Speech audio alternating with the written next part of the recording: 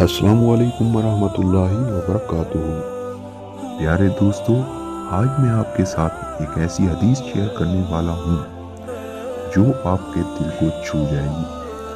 رسول اللہ صلی اللہ علیہ وسلم نے فرمایا، سچا مسلمان وہ ہے جس کی زبان اور ہاتھ سے دوسروں کو نقصان نہ پہنچے۔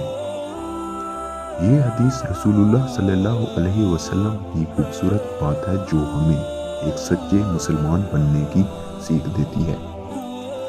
رسول اللہ صلی اللہ علیہ وسلم نے ہمیں سچے مسلمان بننے کا طریقہ بتایا ہے۔ اگر ہم اپنی زبان اور ہاتھوں سے دوسروں کو نقصان نہ پہنچائیں تو ہم اسلام میں سچے مسلمان کی قطار میں شامل ہو جائیں گے۔ مجھے امید ہے کہ یہ حدیث آپ کو بہت پسند آئی ہوگی۔ اللہ تعالی ہمیں اس پر عمل کرنے کی توفیق عطا فرمائے۔